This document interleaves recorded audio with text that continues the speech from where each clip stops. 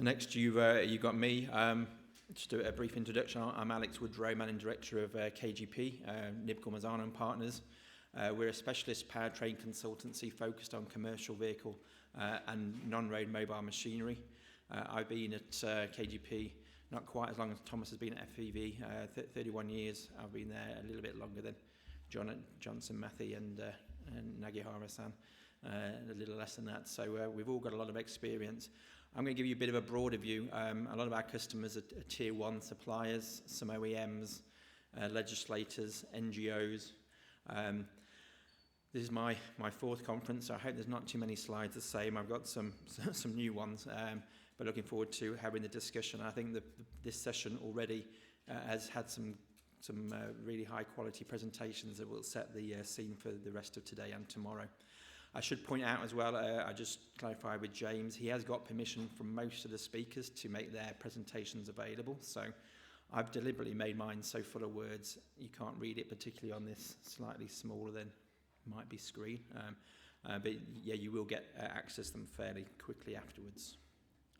So in terms of KGP's verticals, we look at 4 verticals: commercial vehicle, non-road, which is construction, ag, material handling, marine and power gen.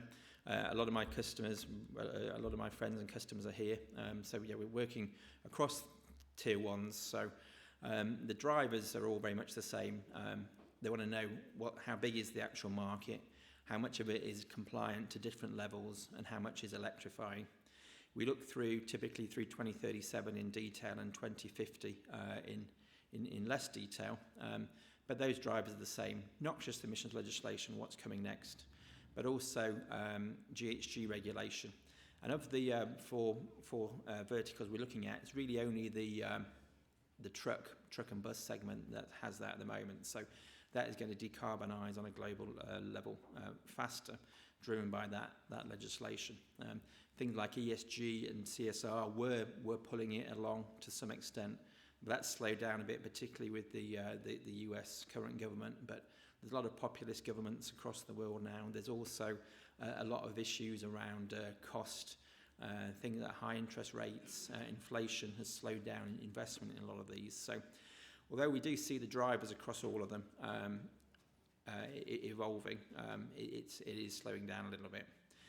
With the tariffs in the US and the general economic slowdown, that's also impacting vehicle or machine sales. So this year we're expecting in the non-road side, which I'm going to focus on this presentation, around about 5.1 million units of machines. So that's just over 1.2 million pieces of construction equipment, 2.5 million tractors and agricultural machines, and the rest are materials handling, as the segment that John was talking about. So yeah, the no silver bullet, the no one size fits all. I'll talk about that. But just going through the global outlook, I think in our latest forecast we probably downgraded the overall volume a little bit, so it'd be flat around 5 million units this year. I said 2.2 million in the ag tractor. But over 1 million of those are going to be in India. So very small machines, typically under 37 kilowatts. So if you strip those out, it's around 4 million in the rest of the world. 1.3 million pieces of construction machinery and the 1.3 million forklifts. We don't cover all forklifts, so we don't do the warehouse ones. These are predominantly counterbalance forklifts that are switching on a global level to electric. From individual market point of view, China is rebounding a little bit, and this is all production. It was, if you look at the truck volumes this year, it's getting closer back to 1 million units of production. In non-road, it stayed above 1.5 million, and it's really growing its exports a lot. So that has offset a weak domestic market. EU and North America, over 500,000 units each. I think North America, the outlook is a little bit uncertain this year. Some OEMs are putting more capacity in because of the tariffs. Some are taking it out because it's no longer viable to make markets just for North America with their large imported content. So the tariffs, Trump tariffs, are having a little bit of a negative impact, and I think it's depressing commodity prices globally, which is depressing agricultural sales. So all the three sub-verticals in there are going to be a little bit flat this year. From this conference point of view, though, it's really back to the noxious emissions. John and I did have a discussion last week. We're not quite aligned, I don't think, on the timing. I think, yes, it's very, very uncertain still. China, I believe they will have a China 5 proposal by the end of next year. So there is a draft one, but I believe they're changing it. The reason they're changing it is that they want to put more in on new energy vehicles. So what they call the BEVs, hybrids, and hydrogen machines will be included in that. So there might be some differences to the Euro stage 5. California, I do think as well is kicking the can down the road, to use an American term, because of the lack of the waivers, as John mentioned, but also the fact there's a lot of lawsuits going back and forth between federal level and California. They're going to focus more on developing their zero emission, their PACE program. I was in California 3 weeks ago. They're very non-committal on when the state Tier 5 will be published. So we think that publication will be delayed at least 2 years. So that means adoption 2030 to 2032. And there are some issues around how that would actually work with being significantly further on than the rest of the US. From a global point of view, then, a lot of the markets are moving towards stage 5 equivalent. The China 4 is a little bit behind from a NOx point of view, but with the PN number included, requiring a DPF, that has cleaned up particulate matter emissions a lot in China. That's also adding to their a little bit of indecision on where they go next. Mexico's only just decided to go to the equivalent of stage 3A. That was being proposed in the last few months and gone through in the like the equivalent of the official journal in Mexico. And as mentioned, India's, particularly with the TREM 5, so that's the tractor legislation, actually when it will be adopted is uncertain. We've assumed that it will be in the later this year and into 2027. But from a political point of view, that's adding quite a lot of cost to a tractor, so that might slow down a little bit. I won't go through the detail of the Tier 5. Thomas did a great job of going through a lot of the technical detail there, but the important thing is that it is very, very complex. It's not harmonised to stage 5, and this is a little bit of a problem for California, because a lot of OEMs are saying, can we implement a stage 5 as a Tier 5 interim? But because there's no particle number in the California's Tier 5 or even in Tier 4, it makes it a little bit harder from a legislation point of view. And so a little bit uncertain about what they'll implement. But certainly, I think with the government administration in Washington, it will be delayed. The other challenge that we saw, and KGP's members of AEM, so we've been working within some of the technical committees in AEM, and when we were looking at the problem, the complexity of machines being sold into North America, we analysed all the AEM data to assess what the costs might be for a Tier 5 implementation in California. California is around 8% of total US sales. But when we looked at it, there's 7,000 different models available in the US market from 114 OEMs. So a lot of complexity there, and the cost of re-engineering a fraction of those just for California seems very, very unlikely. So some OEMs would do it, others would stop selling in California. Real complexity, and that I think is part of the problem when we come on to European CO2 legislation. Is how do you do it? You have to do it at an engine level, which is fairly meaningless because you've not really taken into account the tailpipe or the the machine efficiency and the machine load factors. So it's a problem. So what we did, looking at the number of machines available, we looked at is stage 5 an option in California, and of the we looked at 92 different tier 4 final engines. 87% of those have an equivalent at stage 5 in Europe, so you could replace most of those engines with a fairly minimal re-engineering in a lot of cases. It depends really on whether the tier 4 final and has a DPF fitted or not. But a large share, so 87% of the displacements we looked at had got already an equivalent with the DPF. So for a lot of cases, it would be it might be a drop-in solution, but not for all. And then this is where there's uncertainty over how do we approach, which option do we take for stage 5. When we put all that emissions legislation together, which is what KGP does in detail in our forecast, if you looked at my presentation from this time last year, with that tier 5 and stage 6 coming in before 2030, we had about 200,000 engines a year would be at that higher level. So quite a nice little new market for all the canners and the catalyst companies. Unfortunately, with those delays, that little solitary 34,000 units box, still probably a little bit optimistic. That would be the market with those delays built in. The darker green is what we call post-tier 4 stage 5. So that growth in that is going from stage 5 in Europe, which is around 600,000 units, to about 1.5 million in 2027 is the adoption of TREM 5 and SEV 5 in India. So the markets are still getting, or the machines are still getting cleaner, but that future emissions, that 34,000, is a lot less than we were predicting before. When we look at the fuel picture, so moving on from noxious emissions to carbon emissions, there's no silver bullet, no one size fits all is definitely the case. The complexity of machines in non-road, availability of fuels is all very complex. I've kind of greyed this out deliberately. If someone wants to detail it, it's something that we did with as members of a CEA and into CC, but it's not really finalised.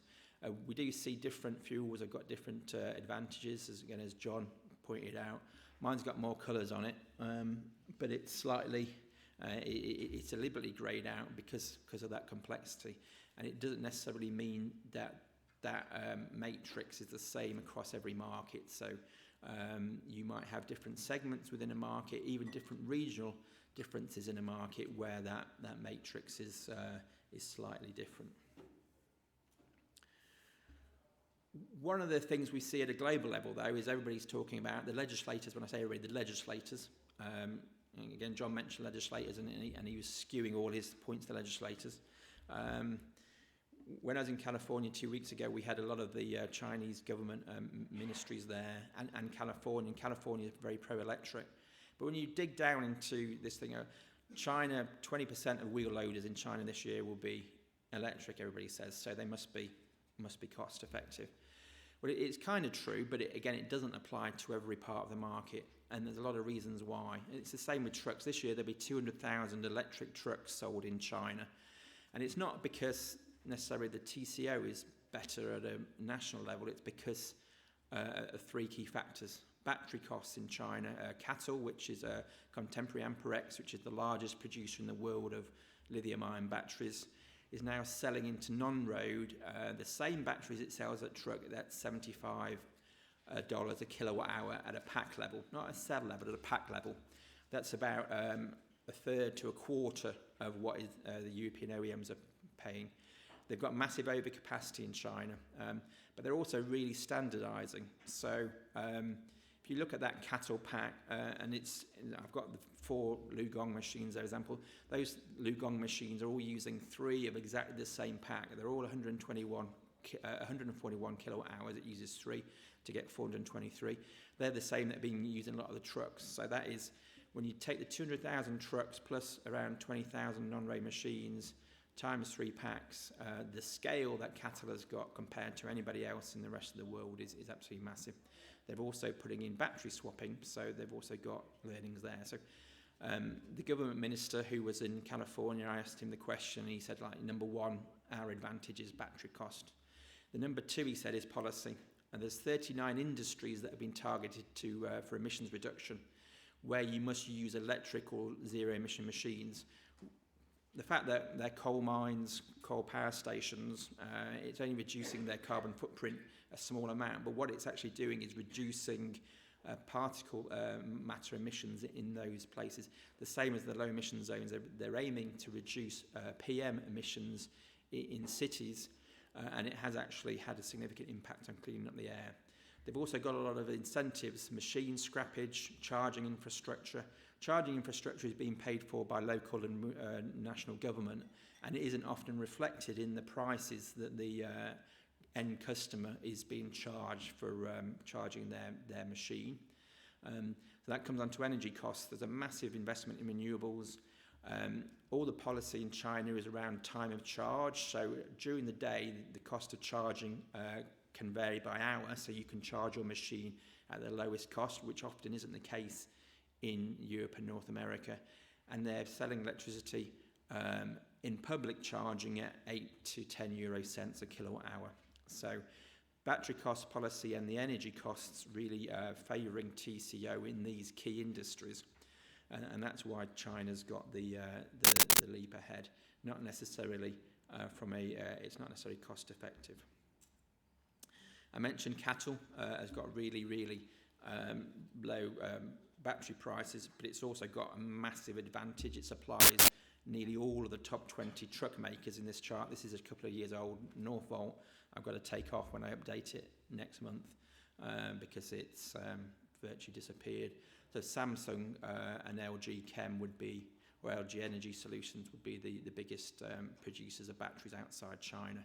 But cattle now, it's even supplying Traton, Scania, instead of the Northvolt, has really got a massive advantage, and that is adding to that cost advantage. Zero-emission machines in California, in lieu of the, I think, Tier 5, they're really going to push this, what's called the Phased Advanced Clean Equipment Regulation. There's other regulations behind that. There's one called the indirect source rule that they're going to put in ports and warehouses to incentivise it. And that's legislation that they're allowed to do without federal government waivers. So the PACE and these are what are called ISRs, they can do without federal waivers. And so they're going to push low emissions through that. But they're actually targeting initially generators, gensets. So that means machines will come later in the 130 to 560 category. Their initial focus over the next 2 years will be generators on sites. There's all these different policies that you can put in. And I think they're coming slowly in some of the markets, as I mentioned in previous presentations. But in China, they're already being adopted very, very widely.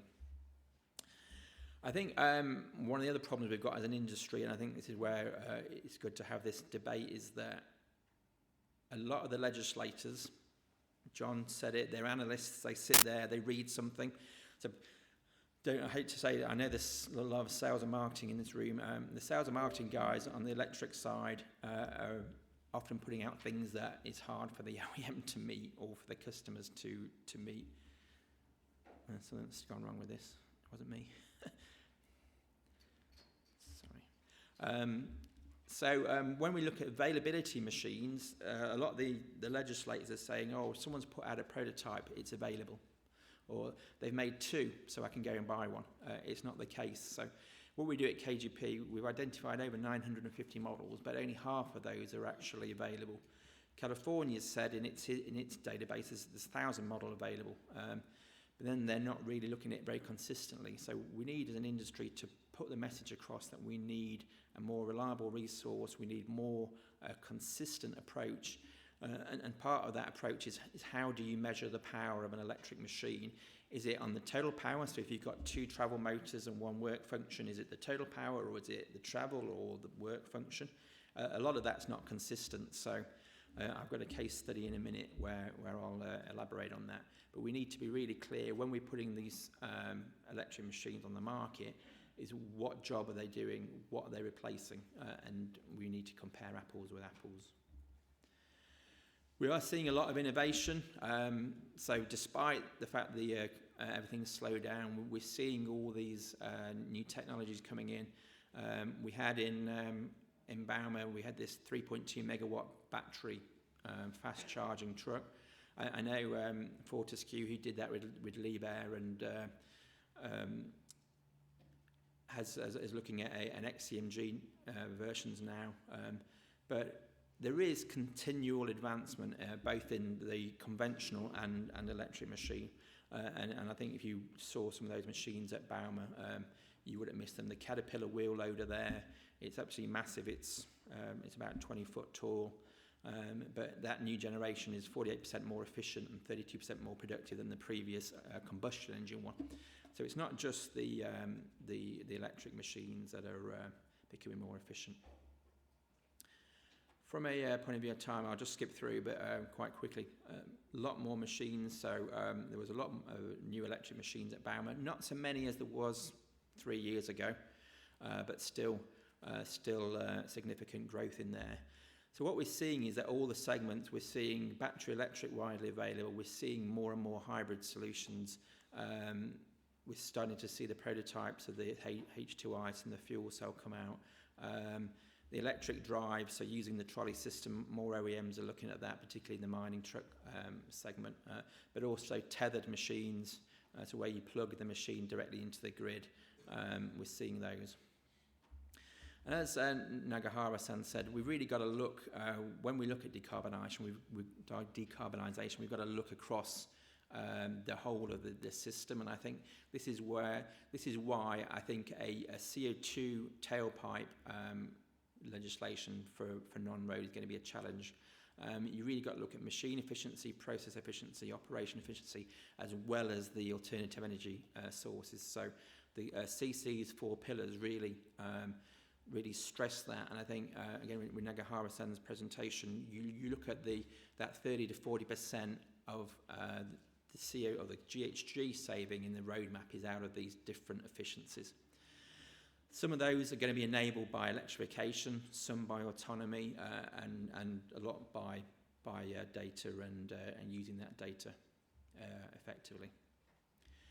When we come to sites, though, and this is one of the ones I've kept deliberately really, really small, the writing, you have to look at I think when you look at the system, you have to look more and more at the whole system, not just particular machines. And this is where I have a real issue with a lot of the analysts' report that come out. I'm afraid I might have been one, but we really analyse these to death. And I always feed back to the people that write these case studies. But if we take the top left, a site, an electric site with site cabins. We got this. I saw this last week in Plantworks in Newark in the UK. That solar system can produce at peak around 5 kilowatts of electricity. It was September in the UK. When I looked on the display panel, it was getting 1. There was a cabin. I don't want to say whose cabin it was, but it was getting 100 watts. So I could probably just about charge my laptop up. So when you put all that energy together with it, it's got a 100 kilowatt hour battery. You're not really going to power many machines. It's keeping people warm and providing electricity in a cabin. And a lot of sites won't have a grid connection. If they do, it might be as small as, if it's a 3-phase, 400 volts at 16 amps. So over 24 hours, that gives you 153 kilowatt hours of total charging capacity. As you go up through the different levels of charging, I think 400 volts, typically you can get 125 amps. That gives you 1.2 megawatts on a site if it's connected. In some cases, you can go up to 1,000 amps before you get into 33 kilovolts. As you look at on there in the middle bar, we've got a 40-ton container battery. You might get up to 5 megawatt hours. And again, going back to John's example, the combine harvester that's in a field, and yes, it's an ICE, so it's losing 60% of that from thermal efficiency and other losses. But a combine harvester with 1,250 litres of diesel in, that's about 12.5 megawatt hours in that single machine over a 24-hour period. So it will use a tank in a day. Then interestingly, when you look at a tube trailer of hydrogen, so 1,000 kilos of hydrogen, again, when you burn that or you put it in the fuel cell, you might lose 60%, but that's got 33 megawatt hours. When you look at these site examples, I've got there the Volvo Skanska electric quarry. That's displacing 3,000 litres of diesel a day, but it's using 10 megawatt hours. So when you look at the energy demand of these sites, that's only actually, I've got how many machines it is, so it's about 12 machines using 10 megawatt hours a day. The Dijk example in the Netherlands, they've got around 20 machines there. That's using, it's got a total capacity 60 megawatt hours. What you don't see on the headlines is that Dijk is behind a massive wind farm and massive solar farm. So that Dijk project is using 90% of the energy from that wind farm and that solar farm as it's reinforcing the Dijk. They're using battery swap. They've got a dedicated megawatt charging park in for that project. When you look at all these, some of the massive energy requirements, this is why you need to look at it at a systems level. A lot of these would have been done at the start of these sites. You'd have needed a diesel HVO machine to start with, and then as you go through, you evolve to more electric. But it's a systems approach at a project level, and then when we're thinking about all the machines that go in there, how do you do that? This is why you've got to use a different mix of fuels. My favourite one's actually the bottom one, the Lower Thames Crossing with the UK government. Will it actually ever get built? I'm not sure, but it's got a 16.4 metre wide tunnel boring machine which uses 20 megawatts. So it's a 20 megawatt, it's a 33 kilovolt, 20 megavolt amp connection. Someone told me that with that, there's no electricity for the rest of the site. I'm not sure it's necessarily true because there's 7 high voltage cables go over it because they're going to move quite a lot of them, but it's a massive amount of energy. And because they want it to be zero emission, they're going to they're aiming to use a lot of hydrogen. They put tender out last year. I think it was around £8 a kilogram. Nobody successfully bid for it. They've put it up this year to, I think, £12 a kilogram, and there's 3 bidders. But their aim is to get 6 million kilograms of green hydrogen through the 5-year project, which is around 5 tonnes a day, or 4.5 tonnes of green hydrogen a day, which is about 40% of the UK's current capacity. So we need to ramp up. The people are thinking about it, and we are evolving, but you're still going to need a lot of fossil diesel as you put some of the capacity in. I got a road example, and this is I just spent hours getting all these pictures, not for any other reason, just to show the complexity. So this is just 9 kilometres of road being built in Scotland. And they very kindly did a little analysis of all the machines that went on the site over time. So at the left, you've got diverting the utilities before you build the road. Then you've got the site setup, earthworks, road formation, signs and lighting, rock cutting, substructure and structures, superstructures, underpass, culvert, demolition, landscape and watercourse. There's over 100 different machines on there just for 9 kilometres, and it just shows the complexity. Some of them I didn't even know what they were. I had to look them up. The complexity and the energy requirement of that, not necessarily in the same place. It's a real challenge. So kind of to summarise, a lot of it comes back to TCO and doing it in the right, using the right tool in the right place. I think the smaller machines below 56 kilowatts, it was mentioned, it's about air quality in cities, a little bit of CSR, but you can generally get the right energy in the right place. But they're for small projects. Big projects like mines that don't move or quarries, it's really about life cycle cost reduction. You can do it. But in the middle, it's really got to be on a case-by-case basis. And I've got a word of warning about TCOs, total cost of ownership. And this is where this gets me really frustrated. So a lot of the analysts write reports for government, and a lot of them are honestly are meaningless. There's one that's not in the public domain yet, but we've got a meeting about it tonight. A lot of detail on there, but I identified like 10 errors in it, and one of them was that they were using fuel consumption for Caterpillar machines from Caterpillar's 2011 performance handbook, so they're 14-year-old machines. If you look at the new ones, and the fuel consumption is around half. They then used the load factors from a diesel machine and converted that to load factors for electric machines, which doesn't work either. They were using the continuous power rather than the or peak power rather than continuous power. And then they'd got like assumptions for maintenance, but the assumption that they stated at the front of the report didn't relate anyway to what they said when they did 20 different machine types. So I simulated it using a KGP tool we've been working on. So their payback was 8.7 years for a compact wheel loader, based on, and that compact wheel loader is about $80,000 more, in Canadian dollars more than the diesel. But when I ran it, I got an average of, well, I haven't got my glasses on, 24 years for the payback. So I ran it 1,000 times, and only 2% of the time did I get less than 13 years payback. And some of it went up to over 60 years. And this is like by varying all the assumptions by plus or minus 20%. So just be really careful of TCO and how you communicate that to your customers and when you do assessments. So just to wrap up, we do see electrification, we've got scenarios, but a lot of the drivers aren't there for non-road. So non-road is often the kind of poor relation to on-road. And I'd say on-road trucks is the poor relation of cars. So as you go through those, the complexity gets more, but you get less money. So you're doing, in the non-road, you're doing 100 times the complexity for 1% of the money. So it's very much harder. So really, we've got to see more and more collaboration. So the OEMs, their supply chain, power utilities need to be brought into the discussion early on. The contractors and the construction companies need to come in, because often they're not necessarily the people that own or finance the machines. Finance, data companies, legislators, the rental companies and the dealers that are bringing the machines to site and maintaining them, and then NGOs like CC. We need to be all having this discussion.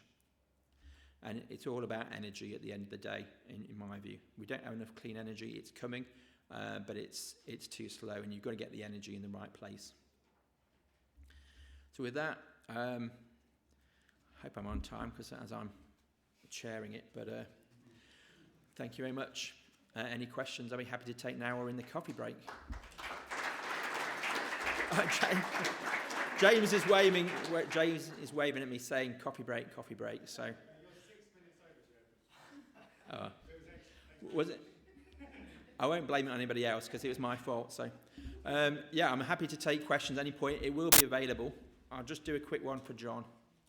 Two key markets. First, in China, you talked about how they are effectively prioritizing battery electric ZEV on TCO basis. And what came into my mind was the recent ICCT study that looked at China construction market. I think they had, for loaders, a new record of something like 17% share of EV share of loader sales in the first quarter of this year. Do you think that's effectively the easy work done with that 70%? Do you think it's going to continue growing, or is it going to hit a ceiling somewhere? I think it will hit a ceiling, because that's in all the coal mines, the steel mills, where they're moving coal around, or they're in quarries. So it's the easy ones. But in China, they used to be saying was, if you got a wheel loader, you're using it wrong, because they've now moved a lot of the capacity to excavators.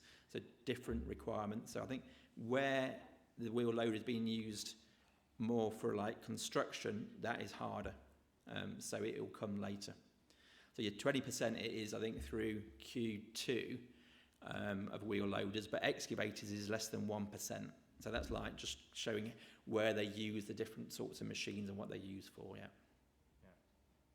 And I know I'm standing between coffee, so I'll ask some other questions during that.